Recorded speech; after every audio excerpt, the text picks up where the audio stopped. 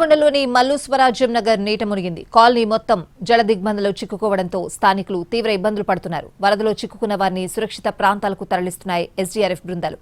మరిన్ని వివరాలను మా ప్రతినిధి రవి అందిస్తారు.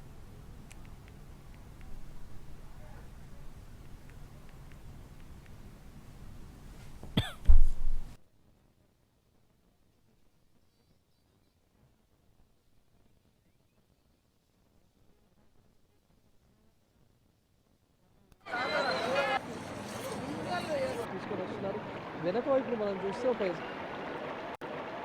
మోంతా తుఫాన్ ఎఫెక్ట్తో ఎడతెరిపి లేకుండా కురిసిన వర్షాలతో వరంగల్ హన్మకొండ పూర్తిగా జల దిగ్బంధంలో చిక్కుకున్నాయి. ప్రస్తుతం మనం వరంగల్లోని మల్లు స్వరాజ్యం నగర్లో ఉన్నాం. ఇక్కడ నిన్న రాత్రి నుంచి మల్లు స్వరాజ్యం నగర్ పూర్తిగా జల దిగ్బంధంలో ఉండిపోయింది. దాదాపు 200 నుంచి 300 కుటుంబాల వరకు బిక్కుబిక్కుమంటూ గడిపారు.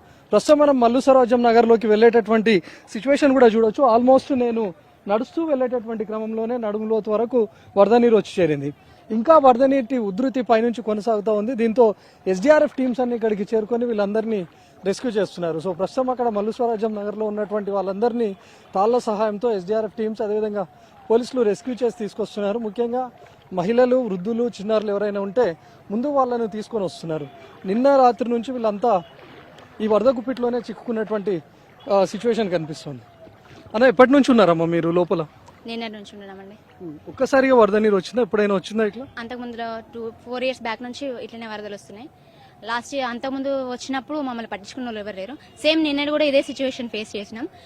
నిన్న నుంచి కనీసం ఎవరికి ఫోన్ చేసినా రెస్పాండ్ అవ్వలేదు. ఈ అంటే మాకు కాలువ కెనాల్ ఉన్నదండి, దాని అవతల నుంచి ముసలిళ్ళను చిన్నపిల్లల్ని తీసుకొని వచ్చి ఇంతసేపటి వరకు మా ఇంట్లో తలదాచుకున్నాం. తర్వాత ఇప్పుడు మళ్ళీ రిస్క్ టీం వచ్చి మమ్మల్ని బయటికి తీసుకుని ఫస్ట్ ఫ్లోర్ వరకు వచ్చాయండి. నైట్ నుంచి అండి. నైట్ అంటే నిన్న ఈవినింగ్ 4:35 అరౌండ్ 5:36 నుంచి స్టార్ట్ అయిందండి. తర్వాత ఇక నైట్ మొత్తం వాటర్, ఒకవేళ నైట్ అలాగే వర్షం పడేది ఉంటే మాత్రం ఖచ్చితంగా మొత్తం కింద గ్రౌండ్ ఫ్లోర్ మొత్తం నిండిపోయేది. ఎన్ని కుటుంబాలు ఉన్నాయి మొత్తం ఈ మల్లు స్వరాజ్యం నగర్లో? 560 అట్లా 550, 560 అట్లా వరకు సో నిన్న రాత్రి నుంచి పిల్లలు అందరితో నల్లనే ఉండిపోయాం. చిన్న చిన్న పిల్లలు ఉన్నారు సార్, నాకు కూడా వాళ్ళని పట్టుకొని సెక్యూర్ ఉన్న వాళ్ళు ఉన్నారు. మేము కింద ఉన్నాం, సో అందుకోసం మేము వచ్చేసినాం, బయటకు వస్తున్నాం సార్. ఏమైనా ఉండేనా ఫుడ్ కానీ తాగడానికి? ఏం లేకుండా ఏం లేవు. ఇప్పుడు మీ ఎక్కడి తీసుకెళ్తున్నారు వీళ్ళు రెస్క్యూ? నాకు పునరావాస కేంద్రం ఉన్నది 32వ డివిజన్ లో, అక్కడికి వెళ్తాం. మేము షెల్టర్ ఏర్పాటు చేసిందంట. ఆల్మోస్ట్ ఎంత మందిని రెస్క్యూ చేసి ఉంటారు? ఇంకెంత మంది ఉన్నారు అక్కడ?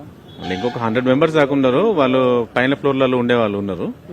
వాళ్ళు స్టే అవుతున్నారు, వాళ్ళు స్వతహాగా స్టే అవుతున్నారు. ఇంకో 50 members దాకా వస్తారు రోజు. ఈ రోజు ఉదయం ఎస్డీఆర్ఎఫ్ టీమ్స్ ఇక్కడికి చేరుకున్న తర్వాత వీళ్ళందరినీ రెస్క్యూ చేసి సురక్షిత ప్రాంతాలకు తరలిస్తా ఉన్నారు. సో గత 10 ఏళ్లలో ఎప్పుడు ఈ స్థాయిలో వరద చూడలేదని చెప్తా ఉన్నారు. కనీసం 2 ఏళ్ల క్రితం వచ్చినటువంటి వరదల్లో కూడా కనీసం బయట దాకా రాగలిగాము అని చెప్తా ఉన్నారు. అమ్మా, నిన్నటి నుంచి అక్కడనే ఉన్నారా? అక్కడనే ఉన్నాం అయ్యా. ఎప్పుడైనా చూసిరా ఇట్లాంటి వరదలు? చూడలేదయ్యా, ఇదే ఫస్ట్ చూసుడు. బాగా నిన్నటి కాంచి పైన ఉన్నాం అయ్యా, మొత్తం డాబా పైన ఉన్నాం.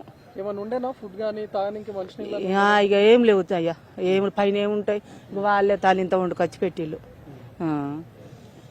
బాగా ఇబ్బంది పడ్డాం అయ్యా. పిల్లలు, చిన్న పిల్లలు, చిన్న పిల్లలతో ఇబ్బంది పడ్డాం.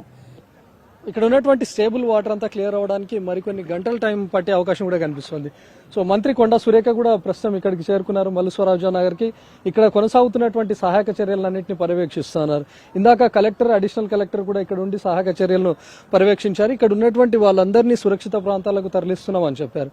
అయితే ఇందాక కలెక్టర్ చెప్తున్నటువంటి ప్రకారం ఎక్కడైతే ఈజీగా మనం ఫుడ్ చేరగలుగుతాము, లేకపోతే వాటర్ను చేర్చగలుగుతాము అనుకున్నటువంటి వాళ్ళను అదేవిధంగా వరదలోకి ఉంచి డ్రోన్స్ ద్వారా కానీ లేకపోతే సహాయక బృందాల ద్వారా వాళ్లకు ఫుడ్ను సప్లై చేస్తామని చెప్తున్నారు. ఎక్కడైతే వరద నీటి ఉధృతి మరింత ఎక్కువగా అవుతూ వస్తుందో అక్కడ ఉన్నటువంటి వాళ్ళను సురక్షిత ప్రాంతాలకు తరలిస్తున్నామని చెప్తున్నారు. సో ప్రస్తుతం ఇక్కడ ఉన్నటువంటి మల్లు స్వరాజ్యం నగర్లో మరింత వరద నీరు వచ్చి చేరుతా ఉంది. ప్రస్తుతం మనం చూస్తుంటే వాటర్ ఫ్లో ఏ విధంగా ఉందో మనం చూడొచ్చు. ఫ్లో మరింత పెరిగే అవకాశం ఉంటుంది. వెనక వైపు చెరువుల నుంచి వస్తున్నటువంటి వరద నీటి ఉధృతి కూడా పెరుగుతోంది. కాబట్టి సో వీళ్ళందరినీ సురక్షిత ప్రాంతాలకు తరలించడమే బెటర్గా అధికారులు భావించారు. సో ఇక్కడ ఉన్నటువంటి ముందుగా పిల్లలు ఎవరైతే ఉన్నారో, చిన్నారులు, అదేవిధంగా వృద్ధులను, మహిళలను, వీళ్ళను ముందుగా సేఫ్ ప్లేస్లకు తరలిస్తా ఉన్నారు. లోపల ఉన్నటువంటి వాళ్ళందరూ ఎవరైతే ఉన్నారో ఇప్పటికే డాబాలపై తలదాచుకున్నటువంటి వాళ్ళందరినీ ఫస్ట్ ఫ్లోర్ దాకా చేర్చగలిగారు. ఇక్కడికి వచ్చినటువంటి ఎస్డీఆర్ఎఫ్ టీమ్స్ అదేవిధంగా లోకల్ పోలీస్ టీమ్స్ అన్ని సమాయత్తమై వాళ్ళకి లైఫ్ జాకెట్స్ అదేవిధంగా తాళ్ల సాయంతో అక్కడ దాకా తీసుకొని వెళ్తా ఉన్నారు. సో ఎక్కడైతే ఫ్లోటింగ్ ఎక్కువగా ఉంటుంది, కనీసం వాళ్ళకు ఫుడ్ కూడా సప్లై చేయలేమని అనుకుంటున్నారో అక్కడ దాకా సహాయక చర్యలు ఎస్డీఆర్ఎఫ్ టీమ్స్ వెళ్లి వాళ్ళందరినీ సురక్షిత ప్రాంతాలకు తీసుకొని వస్తున్నారు.